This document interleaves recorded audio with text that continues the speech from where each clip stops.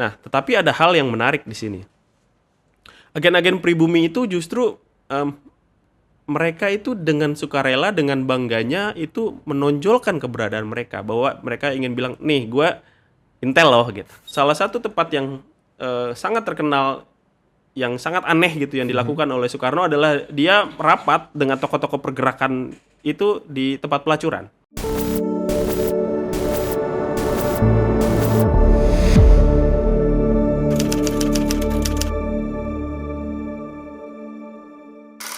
Halo Sobat Divisi, kembali lagi di konten Voice Jas Merah.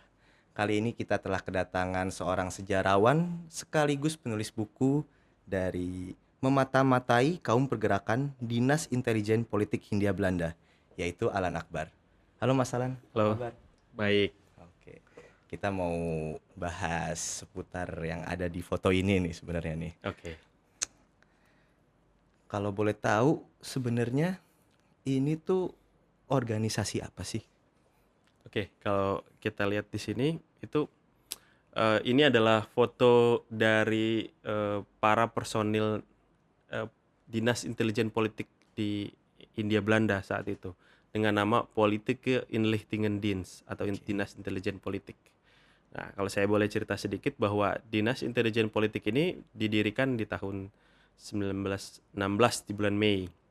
Nah, tujuan utamanya adalah untuk mendapatkan informasi mengenai kegiatan-kegiatan politik yang dilakukan oleh para kaum pergerakan saat itu ya.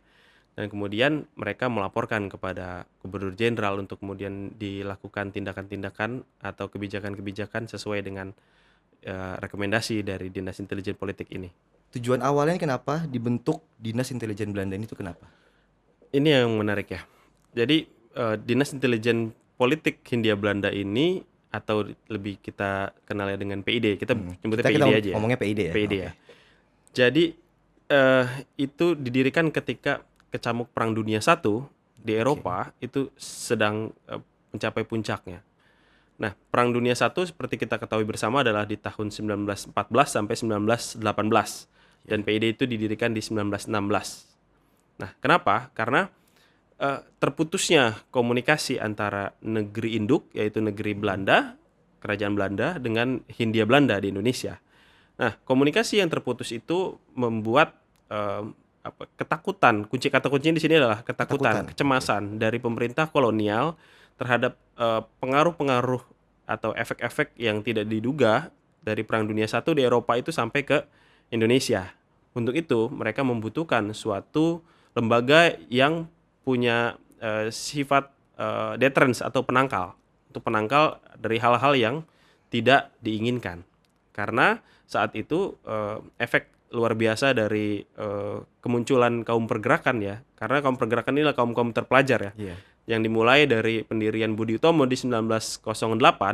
Nah, ini banyak sekali kaum-kaum pribumi yang kemudian mendapatkan pendidikan yang baik, pendidikan Belanda ya, baik itu sekolah di negeri Belanda maupun sekolah di Indonesia, hingga kemudian mereka melek politik. Oke, kalau tadi kan kita ngomongin tujuannya nih. Nah, sekarang tuh saya mau tanya, basicnya dari PID ini sebenarnya tuh dari militer atau kepolisian? Jadi keberadaan PID ini itu di bawah Dinas Kepolisian Kolonial Hindia Belanda, tapi dia bertanggung jawab kepada Jaksa Agung. Jadi dia untuk segi dari keputusan dan pelaporannya, dia melaporkan kepada Jaksa Agung. Nah, PID ini punya kewajiban untuk membuat laporan berkala, baik itu dalam bentuk bulanan maupun triwulanan, yang kemudian dilaporkan kepada tadi Prokureur General atau Jaksa Agung, yang kemudian Jaksa Agung meneruskan laporan tersebut kepada Gubernur Jenderal Hindia Belanda. Nah, kemudian oleh Gubernur Jenderal sebagai user dari laporan tersebut, mulailah dibuat kebijakan-kebijakan atau pertimbangan-pertimbangan apakah akan bertindak lebih keras kepada kaum pergerakan apabila di laporan tersebut banyak terjadi misalnya pemogokan atau kerusuhan segala macam yang diakibatkan oleh hasutan dari kaum pergerakan, hingga kemudian perlu dilakukan kebijakan yang lebih keras. Dan kemudian itu dilakukan oleh pemerintah kolonial. Begitu juga sebaliknya, misalnya adem ayem aja, tidak ada gerakan-gerakan yang membahayakan, kemudian pemerintah kolonial akan bersikap lebih lunak kepada kaum pergerakan saat itu. Kalau tadi kan itu penjabaran dari tugas-tugasnya ya. Ya. Tapi sebenarnya tugas pokoknya PID sendiri ini apa sih? Nah, tugas pokok dari mereka yang paling utama adalah mengumpulkan informasi atau information gathering. Tujuannya adalah untuk dibuat tadi analisis, pelaporan dan lain sebagainya. Jadi mereka ini menariknya adalah ada hal yang menarik ya. Jadi mereka adalah agen-agen lapangan yang ditugaskan untuk mengawasi kaum pergerakan seperti misalnya Soekarno, misalnya Syahrir, misalnya Cokro Aminoto, itu untuk mendapatkan informasi apa yang mereka lakukan, kaum pergerakan ini kesehariannya melakukan apa, terus mereka rapat di mana, mereka bertemu dengan siapa, itu dari pagi sampai malam mereka dibuntuti. Untuk kaum pergerakan yang dianggap punya pengaruh yang luar biasa besarnya seperti Soekarno, Syahrir, Cokro Aminoto, mereka dijaga sampai 2 orang agen lapangan. Sementara untuk yang dianggap tidak punya pengaruh sebesar itu, mereka hanya diawasi oleh 1 agen lapangan untuk memata-matai, mengambil informasi, mencatat, kemudian dilaporkan kepada pimpinannya. Tadi kan kita ngomongin PID ya. Ya. Sempet saya sih baca sedikit artikel tuh ya. Kalau PID itu dibentuk kan dari tahun 1916. Betul. Nah, kok mereka nih masanya cepat sekali ya? Cuman sampai 1919 kalau saya nggak salah di bulan April ya. Betul. Nah, itu dan selanjutnya dilimpahkan kalau saya nggak salah juga ke ARD. Ya. Nah, itu kenapa ya? Oke. Ya ini juga akibat dari Perang Dunia I yang terjadi di Eropa ya. Jadi Perang Dunia I tuh selesai di tahun 1918. Nah, kemudian pada tahun 1918 ini muncul pertanyaan-pertanyaan tentang apakah dinas intelijen ini dibutuhkan karena pengaruh-pengaruh serta ancaman-ancaman yang muncul akibat dari efek Perang Dunia II kayak Hindia Belanda ini sudah semakin berkurang. Nah, dan situasi koloni, ketertiban dan keamanan kolonial itu sudah mulai bisa terkontrol hingga kemudian kepala PID saat itu W. Murling itu memberikan rekomendasi kepada Gubernur Jenderal untuk membubarkan PID. Hingga kemudian di bulan April 1919 itu secara resmi PID dibubarkan. Tapi tidak berhenti di saat itu. Ternyata mereka salah prediksi. Justru setelah dibubarkan muncul gangguan-gangguan keamanan dan ketertiban yang lain seperti misalnya kerusuhan, pemogokan, rapat-rapat yang membahayakan atau hasutan-hasutan politik yang dianggap berbahaya sehingga menimbulkan kecemasan yang luar biasa bagi pemerintah kolonial. Mereka akhirnya merasa bahwa mereka keliru membubarkan PID sehingga kemudian mereka tetap membutuhkan sebuah dinas intelijen untuk tugasnya adalah untuk menekan risiko dan menangkal ancaman-ancaman yang mengganggu keamanan dan ketertiban kolonial. Hingga kemudian mereka membentuk yang namanya ARD atau Algemene Recherchedienst di tahun 1919 bulan September. Jadi ada jeda sampai dari April sampai September itu yang ternyata situasi keamanan ketertiban kolonial itu memburuk sehingga kemudian mereka memutuskan untuk membuat atau mendirikan ARD di tahun 1919. Nah, ada hal yang menarik di dalam penyebutan tentang PID dan ARD. Sebenarnya PID itu secara resmi sudah dibubarkan di tahun 1919. Tapi dari yang saya temukan, bubar mereka. Okay. Tapi yang saya temukan di memoar-memoar kaum pergerakan seperti misalnya memoar Soekarno, Hatta, misalnya Syahrir, yang dan lain sebagainya, itu mereka masih menggunakan kata PID bahwa mereka bersaksi, mereka menulis bahwa ya dimata-matai oleh PID.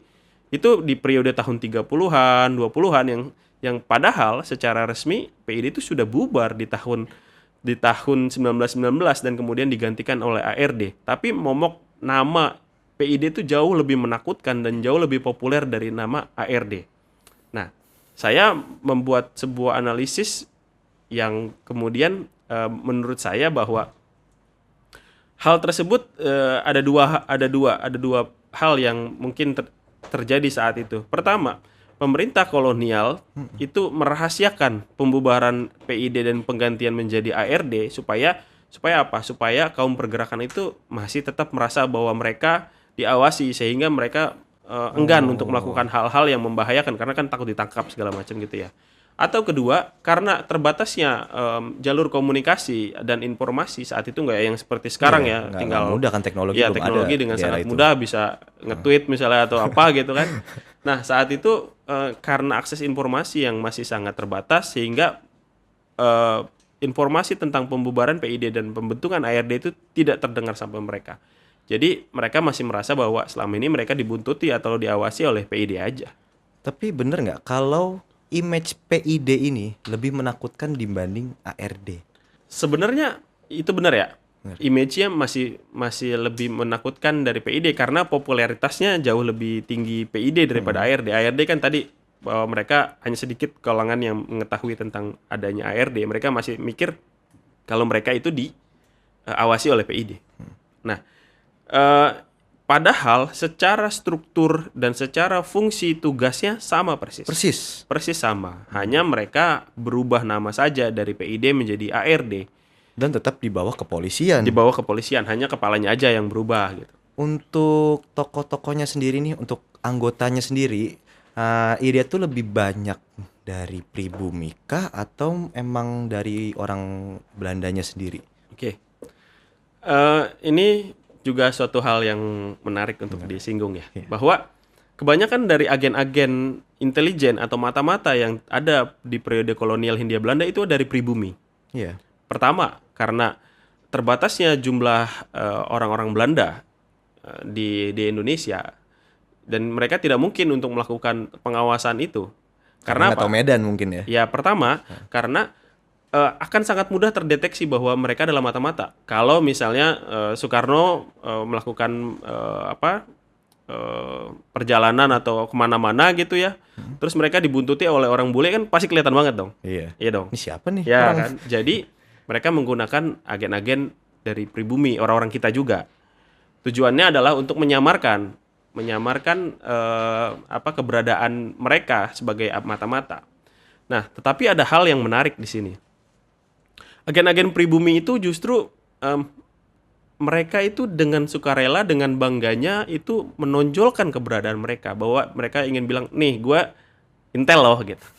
Dan Padahal itu kan fungsi intel iya. itu kan nggak boleh under the radar gitu ya kan. harusnya under the radar. Mereka tidak boleh terlihat bahwa mereka adalah seorang agen intelijen. Iya. Nah, tapi saat itu mereka dengan bangganya, mereka dengan petatang petentengnya, mereka menunjukkan identitas mereka. Supaya apa? Menimbulkan efek ketakutan, menimbulkan efek orang jadi segan, nggak berani sama mereka dan lain sebagainya, sehingga muncul pada saat itu istilah Intel Melayu.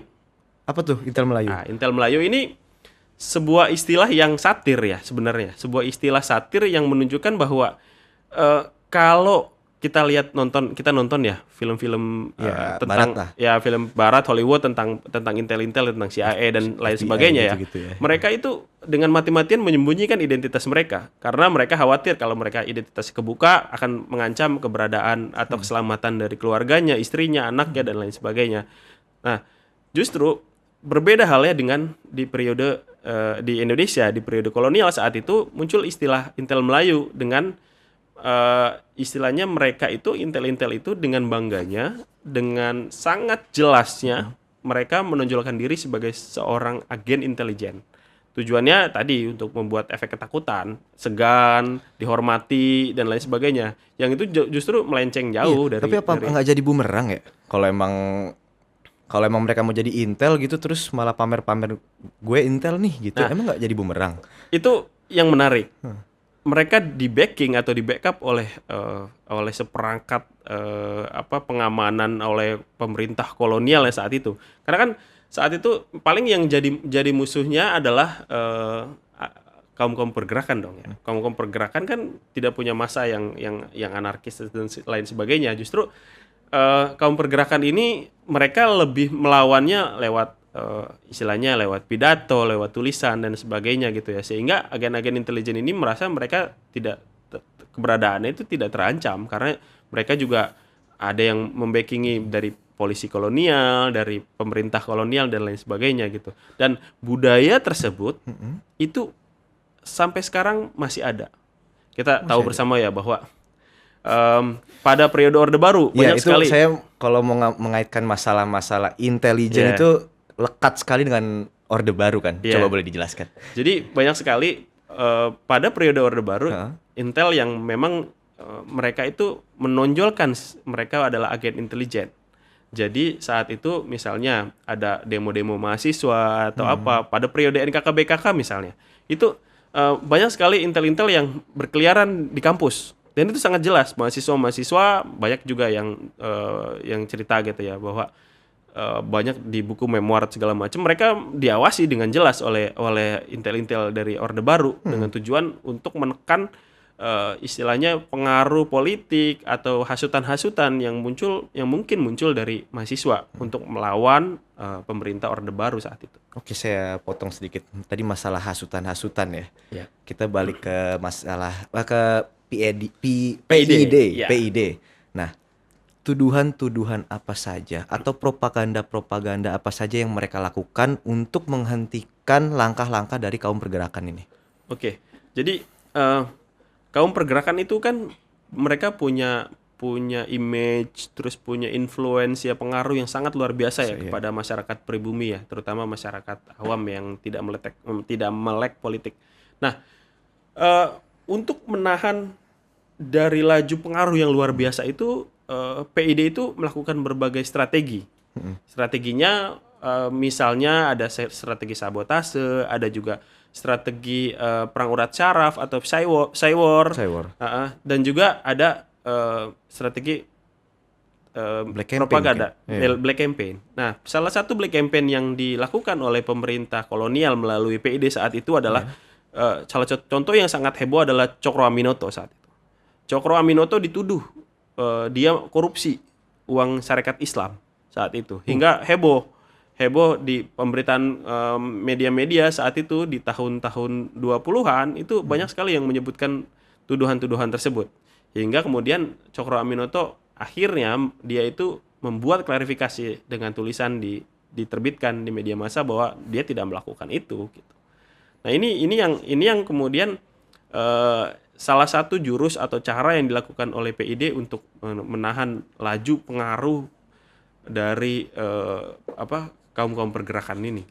Lalu untuk kalau tadi kan tuduhan-tuduhannya secara politik mungkin ya, tadi lebih ke arah politik. Ada nggak sih tapi kayak penculikan kayak di era Orde Baru atau langkah-langkah yang bersifatnya fisik gitu? Ada nggak yang dilakukan PID terhadap kaum pergerakan ini? Oke, jadi mereka kan tugas utamanya mereka adalah melakukan pengumpulan informasi. Bahwa mereka diawasi, mereka pergi kemana, ketemu dengan siapa dan segala macam. Nah, tapi kemudian mereka juga diberikan wewenang untuk melakukan penangkapan. Nah, dengan syarat kalau misalnya memang sudah dinilai membahayakan keamanan dan ketertiban kolonial saat itu. Jadi misalnya Tan Malaka itu ditangkap oleh PID kemudian dibuang. Tan Malaka. Ya. Juga misalnya ada Semaun juga ditangkap karena dia sangat radikal dan pengaruhnya sangat besar, hasutannya juga sangat besar juga gitu ya di kaum pergerakan gitu.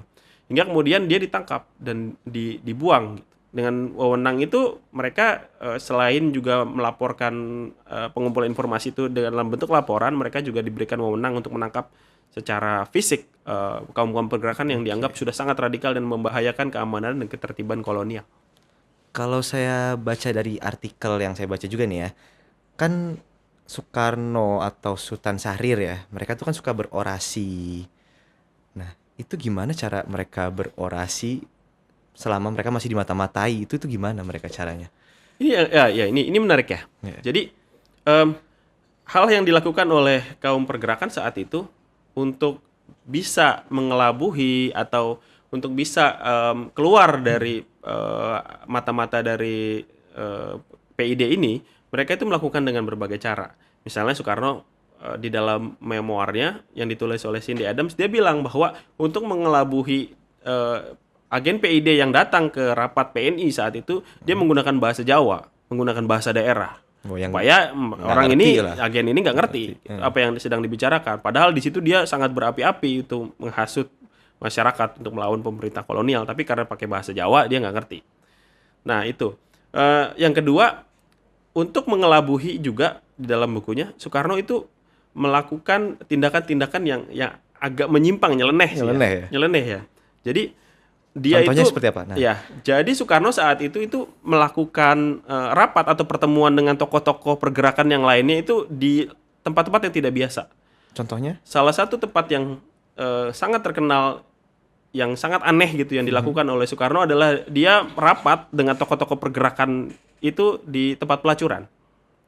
Kalau kok bisa di tempat pelacuran Ya, itu? jadi supaya apa? Supaya tidak ada agen PID yang mengintip, atau tidak ada agen PID yang curi dengar tentang apa yang mereka bicarakan. Jadi ketika Soekarno masuk ke tempat pelacuran kan mereka pikir bahwa Soekarno ingin melakukan tindakan Prostitusi mungkin lah. ya gitu kan. Jadi oh ya udah gitu. Mereka hanya menunggu di luar gitu. Kemudian masuk juga tokoh yang lainnya juga segala macam. Padahal di dalam tempat pelacuran itu mereka rapat untuk melakukan tindakan-tindakan yang next selanjutnya apa yang dilakukan oleh tokoh-tokoh pergerakan begitu. Tapi emang nggak curiga apa? Kan Nah. tokoh-tokohnya ini nama-nama besar loh. Ya, jadi ya saat itu mungkin ya sudah saya nggak tahu gitu Iya. kan. Apakah Kronologi itu persis. apakah itu cara cerdik yang dilakukan oleh Soekarno gitu kan untuk mengelabuhi para agen-agen mata-mata lapangan ini, atau seperti apa gitu ya. Karena ini juga yang menarik adalah bahwa si pelacur-pelacur itu juga udah tahu bahwa Soekarno datang ke situ tuh untuk melakukan rapat gitu. Sehingga kemudian ketika agen-agen lapangan itu pengen tahu gitu ya, pengen masuk ke dalam, mereka cegah gitu. Nggak boleh masuk gitu segala macam. Nah, itu akhirnya karena kecintaan yang luar biasa terhadap tokoh Soekarno ini, bahkan seorang pelacur pun mendukung gerakan-gerakan tokoh-tokoh pergerakan itu untuk melawan kolonialisme Belanda saat itu. Nih yang menarik lagi tuh nama W.R. Supratman. Saya tuh bingungnya, dia kan seorang komponis atau komposer ya. Memang sih arahnya tuh lebih ke politik mungkin dia. Cuman kan dia cuma seorang komposer, tapi kenapa PID atau ARD ya? ARD, ARD itu concern banget sama W.R. Supratman ini. Oke. Jadi W.R. Supratman, walaupun dia seorang komposer gitu ya, musisi, tapi dia juga sebagai tokoh pergerakan yang memiliki pendidikan barat yang sangat baik.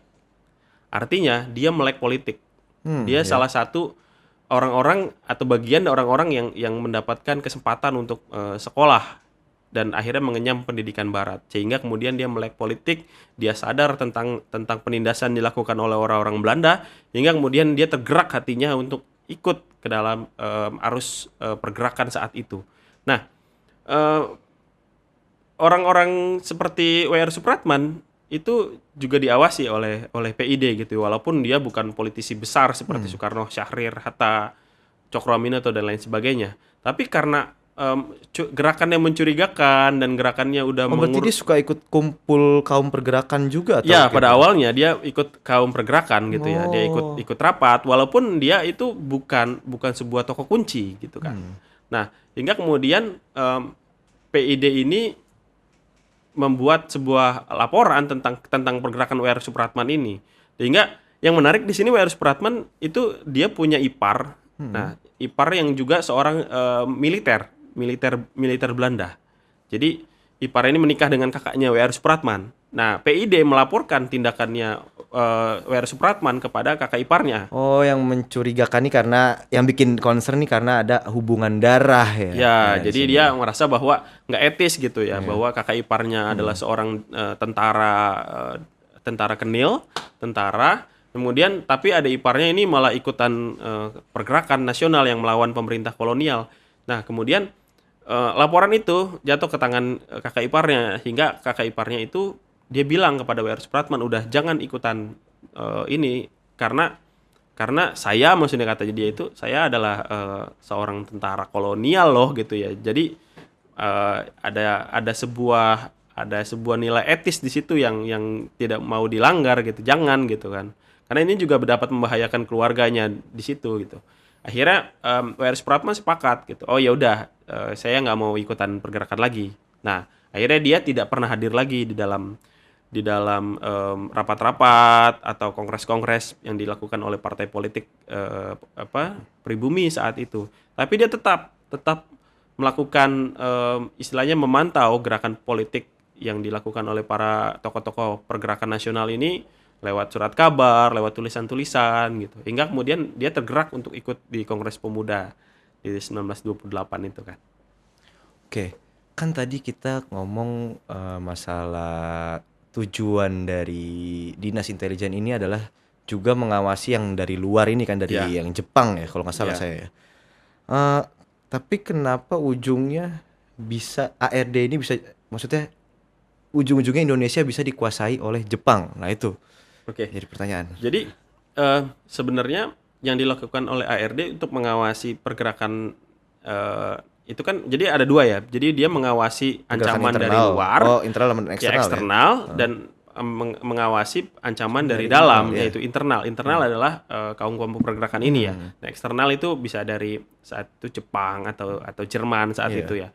Nah, karena saat itu ARD lebih memfokuskan diri kepada pengamanan atau penangkalan hal-hal yang tidak diinginkan itu secara internal. Oh. Jadi dia hanya fokus tenaga, pikiran, dan semua effortnya untuk mengawasi tokoh-tokoh pergerakan ini, sehingga kemudian ancaman-ancaman yang dari luar itu tidak difokuskan. Agak diabaikan Ya lah. gitu, sehingga kemudian saat itu dengan mudah masuklah orang-orang Jepang yang mereka sebenarnya adalah tentara-tentara yang menyamar jadi tukang foto, tentara-tentara yang menyamar punya toko kelontong gitu. Ada lagi intelijen dari sana. Iya, intelijen Jepang yang Iya. lebih canggih mungkin ya, masuk ke Indonesia, kemudian dia menanamkan pengaruhnya dan mengirimkan informasi tentang keadaan Indonesia saat Oke. itu Hindia Belanda sebelum akhirnya tahun 42 invasi oleh Jepang. Gitu. Jadi mereka udah masukin agen-agen intelijen Jepangnya dulu nih di Indonesia nih untuk mengamati dan kemudian memberikan laporan tentang keadaan politik dan militer Indonesia ya Hindia Belanda saat itu kepada pemerintah Jepang, untuk kemudian tahun 42 mereka melakukan invasi ke Hindia Belanda ke Indonesia. Oke, kita fast forward sekarang ya ke masa penjajahan Jepang. Setelah Jepang menduduki Indonesia, apa yang terjadi kepada badan-badan intelijen ini nih? Oke. Jadi ketika Belanda menyatakan menyerah tanpa syarat kepada Jepang di Kalijati itu, kemudian orang-orang Belanda kan kemudian ditangkap-tangkapin. Atau mereka ada yang kabur pulang ke Belanda. Sehingga kemudian orang-orang intelijen ini akhirnya PID-nya ARD-nya itu dibubarkan oleh pemerintah Jepang kan, diganti pemerintahannya. Nah, akhirnya mereka bubar jalan aja begitu saja gitu. Karena kan mereka sudah tidak punya pengaruh dan kekuasaan apa-apa di Indonesia. Nah, yang menarik Jepang melanjutkan pengawasan kepada orang-orang Indonesia, tapi bukan hanya kepada kaum-kaum pergerakan, terutama kepada militer gitu ya. Nah, mereka itu membentuk yang namanya Kempetai.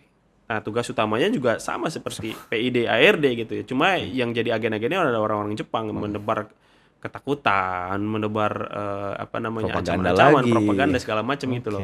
Jadi Kempetai ini adalah istilahnya penerus dari ARD walaupun penguasanya sudah beda jadi orang Jepang gitu. Tapi tetap mereka tujuan utamanya adalah menciptakan ketertiban dan keamanan lewat penangkalan-penangkalan yang dilakukan oleh tentara-tentara Jepang lewat Kempetai ini. Oke. Kalau tadi kan itu kan kayak turun-temurun tuh. Setiap penjajah punya dinas intelijennya masing-masing. Betul. Nah, terus itu ada kaitannya nggak sih? Ini pertanyaan ini aja sih, ringan aja. Ada lanjutannya nggak sih kayak ke BIN dan BAIS yang sekarang ini? Ada, sangat ada.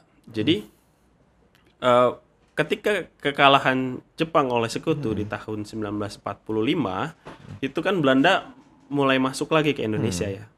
49 ya? 45. Dia bersama Nika membonceng Sekutu ya. Sekutu kemudian yang disusupi oleh Nika masuk ke Indonesia lagi. Nah, Belanda saat itu mendirikan sebuah dinas intelijen lagi dengan nama NEVIS, Netherlands Forces Intelligence Service. Tujuan utamanya adalah mengumpulkan informasi tentang keadaan politik, keadaan militer, dan jumlah pasukan musuh saat itu. Musuhnya utamanya adalah Indonesia karena Jepang udah kalah kan. Indonesia kemudian tahun 45 kan memproklamasikan kemerdekaannya. Kemudian Indonesia punya dinas ketentaraannya, BKR, TKR, Oke. ya kan. Nah, Nevis ini dia mengumpulkan informasi untuk kemudian menjadi bahan istilahnya bahan perumusan kebijakan dari pemerintah peralihan Nika itu bagaimana penanganannya kepada Republik Indonesia saat itu kan saling klaim. Republik Indonesia klaim bahwa dia adalah penguasa atau secara sah Indonesia itu berada di bawah Republik Indonesia. Tapi Nika saat itu bilang bahwa Indonesia masih berada di tangan Belanda saat itu kan terjadi konflik kemerdekaan itu, perang kemerdekaan. Nah, ini juga terjadi perang antar dinas intelijen. Ternyata Maksudnya perang di internal. enggak, maksudnya gini.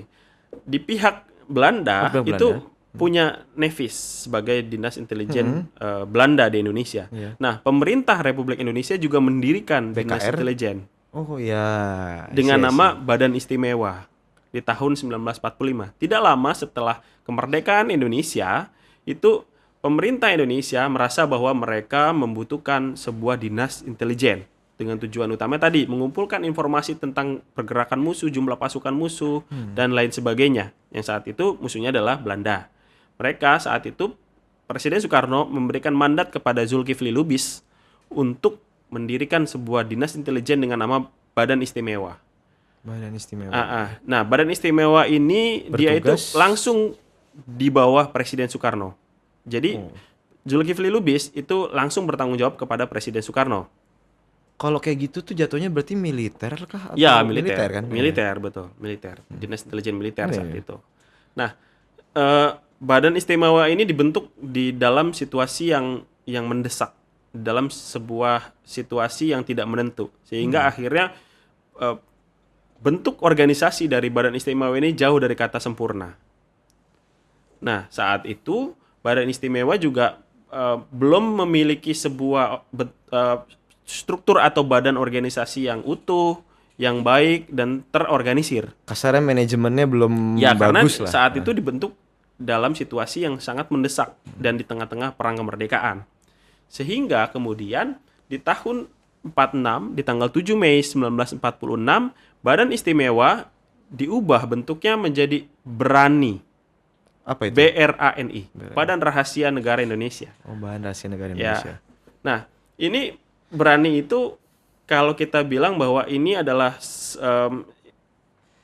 kalau BI itu cikal bakal Cikal bakal BIN, dinas bener. intelijen di Indonesia. Kemudian ada evolusinya kan dari BI, BRANI, terus ada KP5, ada BPI, Bakin, Bais dan lain sebagainya itu. Sampai sekarang itu ke BIN. Iya. Nah, itu kalau kita bilang dari dinas intelijen di Indonesia, pertama kali itu akarnya adalah di BI tadi, Badan Istimewa di tahun 45. Tapi keberadaan dinas intelijen modern di Indonesia sudah diawali dan diinisiasi dari kehadiran PID di masa Iya. kolonial. Walaupun belum dikatakan bahwa itu adalah dinas intelijen milik Indonesia. Milik Hindia Belanda. Ya, milik pemerintah kolonial Hindia Belanda. Tapi formula-formulanya maksudnya pattern-pattern yang dipakainya berarti itu kita masih ada nyontoh-nyontoh dari sana juga dong. Nah, yang dilakukan tujuan utama serta tugas-tugas utama yang dilakukan itu sama. Yaitu pertama tujuannya adalah untuk meminimalisir resiko dengan efek penangkalan deterrence itu. Misalnya ada pergerakan pasukan 7.000 pasukan 7.000 orang gitu kan yang mau masuk ke wilayah Surabaya atau Jogja. Nah, Dinas Intelijen Indonesia melaporkan itu sehingga kemudian bisa ditanggulangi. Efeknya tidak besar gitu ya. Nah, kedua itu sama-sama intelligence gathering atau information gathering. Jadi semua dinas intelijen itu tujuan utamanya adalah pengumpulan informasi. Yang kemudian informasi tersebut dijadikan bahan untuk perumusan tindakan atau kebijakan ke depan. Nah, itu yang dilakukan oleh baik itu pada masa kolonial hingga kemudian pada masa pasca kemerdekaan itu gitu. Ini yang menarik bahwa perjalanan sejarah intelijen di Indonesia ini sangat panjang, sangat menarik, tapi jarang sekali orang yang membahas Iya, gitu ya. jarang banget Iya, yang jarang dibahas. bahas orang yang membahas, dan kajian tentang sejarah intelijen ini masih jauh dari kata Konkret. bukan Oh. jauh dari kata populer gitu.